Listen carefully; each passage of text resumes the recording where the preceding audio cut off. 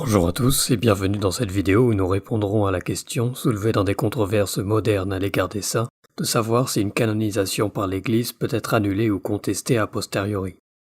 Nous verrons qu'une canonisation solennellement réalisée par l'Église est un geste définitif, par lequel nous pouvons avoir la certitude qu'un catholique est au ciel, en union avec Dieu, et qu'il prie Dieu en notre faveur.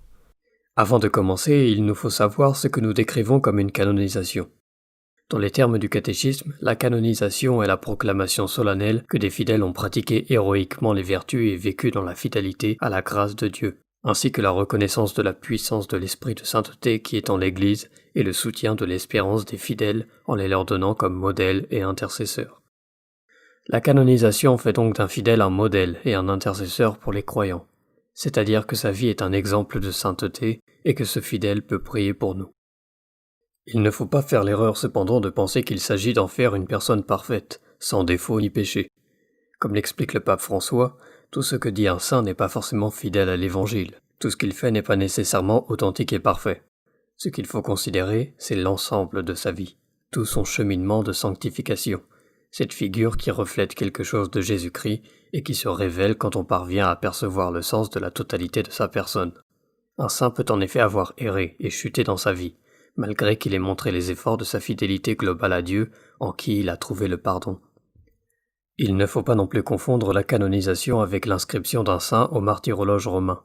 Tous les saints insérés autrefois dans le calendrier n'engagent pas la solennité de l'Église, et c'est pourquoi il s'est avéré que l'historicité de la vie de certains saints fut remise en question, notamment Saint Expédie, que le pape Saint Pie X fit retirer du martyrologe.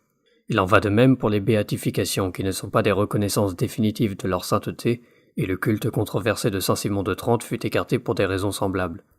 Ce que nous entendons ici par canonisation, c'est bien la proclamation formelle qui est solennellement faite, notamment en ces termes.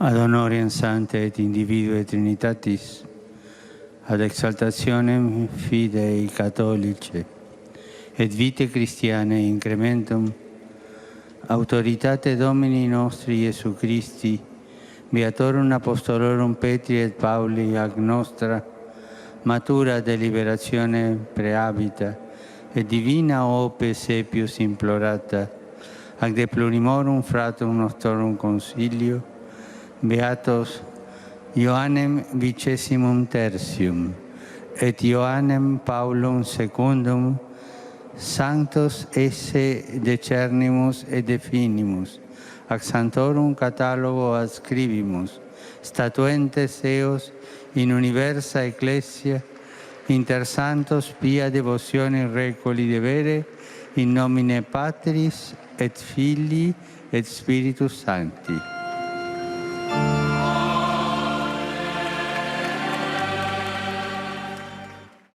On pourrait aussi y inclure les canonisations déclarées équipolantes par l'Église, c'est-à-dire qui sont comptées comme équivalentes à des canonisations formelles, bien qu'elles n'eussent pas reçu le traitement habituel. Quand une canonisation est réalisée, peut-on à la suite penser qu'on puisse la remettre en question ? C'est une thèse que l'Église n'accepte pas, et ce pour plusieurs raisons. Certains prétextes pour protester contre elle sont assez superficiels. On reproche aujourd'hui à l'Église de canoniser trop vite, comme si la rapidité pouvait invalider cette proclamation. C'est une hypocrisie qui surgit parfois dans des milieux traditionalistes, tendant à oublier que par exemple, la canonisation de Saint Pie X, 40 ans après sa mort, fut plus rapide que celle de Saint Jean XXIII. Mais il y eut dans l'histoire des canonisations encore plus rapides. Il ne fallut que 3 ans pour canoniser saint Thomas Becket. Saint Antoine de Padoue et saint Pierre de Vérone furent même canonisés moins d'1 an après leur mort. On peut d'ailleurs noter que nos moyens de communication actuels rendent le recueil de documents liés à la vie des saints bien plus aisé. De même que pour la vérification de leurs miracles.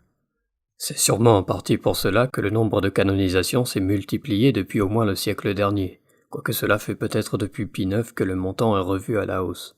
Il n'y a donc pas lieu de douter d'une canonisation sous le prétexte qu'elle est rapide ou faite en grand nombre. Il est d'ailleurs assez fallacieux de reprocher au pape François des centaines de canonisations, tout en omettant le fait que parmi eux se trouvaient plusieurs centaines de chrétiens martyrs canonisés en une seule fois, notamment les 800 chrétiens qui furent exécutés par l'Empire ottoman à Otrante à cause de leur foi. Peut-on vraiment se scandaliser sous le prétexte totalement artificiel que c'est un grand chiffre ?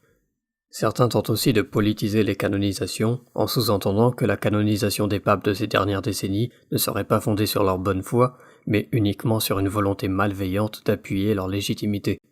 S'il n'y a effectivement pas de doute sur la légitimité et sur le fait que ces canonisations mettent en valeur leur sainteté, il n'y a là encore aucun scandale à le faire.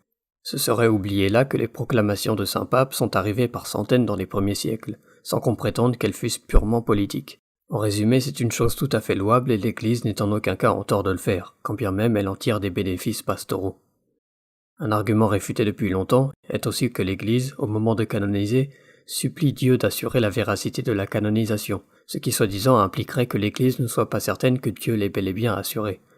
Mais c'est un raisonnement qui mènerait à dire que les saints sacrements, les conciles œcuméniques et même les prières du Christ à son Père pourraient être manquées. En vérité, les prières de canonisation sont simplement d'humbles rappels que ce ne sont pas les hommes qui la rendront infaillible, mais l'inspiration divine, qui ne saurait nous abandonner. D'autres prétendent que la procédure établie de ces derniers siècles doit être absolument suivie pour être comptée comme définitive. C'est un argument qui ne tient pas la route pour plusieurs raisons. L'une est que, comme on l'a déjà dit, une canonisation équivalente compte comme une vraie canonisation, alors même que sa procédure diverge.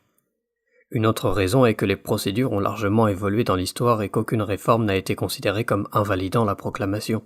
Par ailleurs, on peut faire aisément le parallèle avec le fait que l'infaillibilité d'un jugement de l'Église ne dépend pas des arguments qui y ont mené ou de son processus, qui pourrait être faillible, car l'assistance divine protégerait le verdict final, quoi qu'il arrive, non pas la procédure au préalable. Enfin, certains cherchent à objecter des canonisations en attaquant les saints sur leurs gestes et écrits passés, cherchant corps et âme à leur trouver des fautes, jugeant leur fort interne, prétendant que l'Église n'aurait pas fait un travail d'étude suffisant pour en tirer une vie honorable.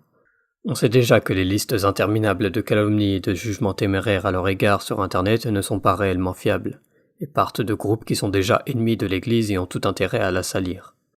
Nous n'avons pas besoin de les réfuter une à une ici non plus, car nous verrons que la canonisation est une preuve certaine que ces individus sont bel et bien au ciel, en communion avec Dieu, qu'on le veuille ou non, et que l'Église ne peut pas se tromper en cette matière. Nombreux sont les théologiens et canonistes d'autorité, dont de grands docteurs de l'Église, à avoir affirmé que la canonisation des saints devait être considérée comme infaillible. Généralement, ce qui est débattu, c'est l'idée que ce soit une vérité de foi découlant de la révélation, impliquant l'hérésie de ceux qui la rejettent, ou plutôt une vérité tellement certaine qu'il est impie et téméraire d'en douter. Comme l'expliquait saint Alphonse, croire que l'Église peut se tromper dans la canonisation des saints ne peut être exempt de faute ou d'hérésie, d'après saint Bonaventure, Bellarmin et d'autres, ou tout au moins d'une erreur proche de l'hérésie, d'après Suarez, Azor, Coty, etc. En effet, dans la canonisation des saints tout spécialement, ainsi que l'enseigne le docteur Angélique, le souverain pontife est guidé par l'inspiration infaillible du Saint-Esprit. C'est en effet saint Thomas d'Aquin lui-même qui disait que parce que l'honneur que nous manifestons aux saints est une certaine profession de foi par laquelle nous croyons à la gloire des saints, il faut croire pieusement que le jugement de l'Église ne peut se tromper même dans ces choses. Il ajoutait que la divine providence préserve l'Église afin qu'elle ne se trompe pas dans de telles choses à cause du témoignage faillible des hommes. Le raisonnement est donc simple. La canonisation d'un saint le livre au culte de tous les fidèles, c'est-à-dire que s'il était erroné, toute l'Église vénérerait un faux saint.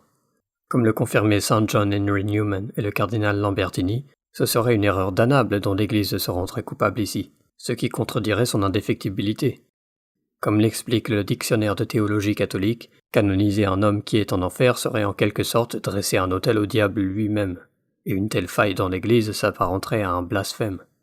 Quant à la question de savoir ce qui est infaillible dans cette canonisation, une opinion de l'Encyclopédie catholique de 1907 était que la seule chose absolument certaine dans la canonisation était que le saint était bel et bien au paradis. Toutefois, la nouvelle Encyclopédie catholique, éditée en 2002, enseigne que la canonisation déclare infailliblement l'exemplarité de la vie du saint, en plus de son intercession au ciel.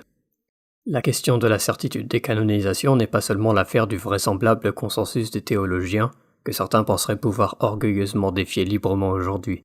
C'est leur position que l'Église a bel et bien adoptée.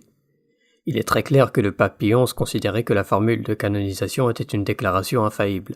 Il disait que cette sentence était infaillible lors de la canonisation de sainte Marie-Michel du Saint-Sacrement, celle de saint André Hubert Fournay, celle de saint Marie-Bernard Soubirous, et ajoutait lors de la canonisation de sainte Thérèse de Lisieux que quiconque contesterait ce décret invoquant l'autorité apostolique encourait la colère de Dieu et des saints apôtres Pierre et Paul. Le pape Pie XII disait, lors de la canonisation de 3 saints, que cette sentence engageait l'exercice du magistère infaillible de Pierre, ajoutant au moment de canoniser sainte Gemma Galgani que cette sentence ne pouvait pas être fausse. Saint Jean XXIII disait que la canonisation de Marie Bertilia Boscarda engageait l'exercice plénier du magistère de l'Église.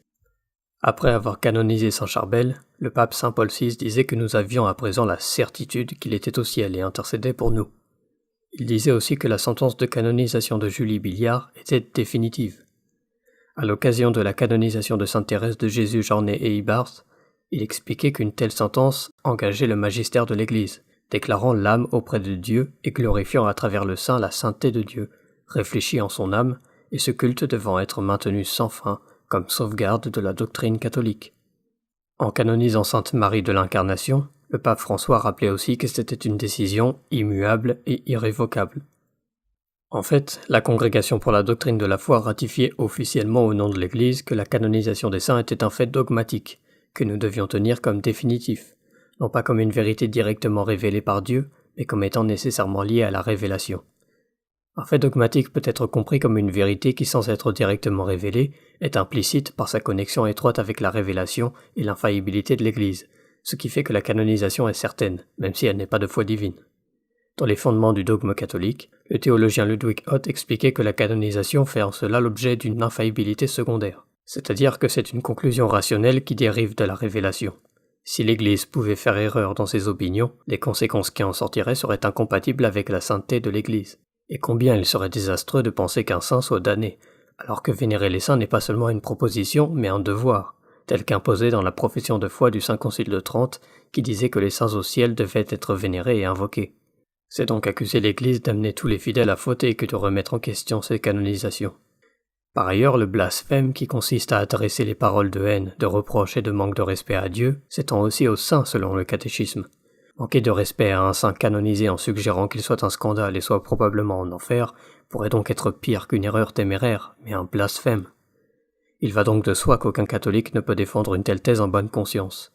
Nous invitons donc tous les prétendus traditionalistes à réviser humblement leur jugement à l'égard de nos saints et à accepter la sentence de l'Église s'ils sont incapables de la justifier par une pieuse étude. Cette vidéo est à présent terminée.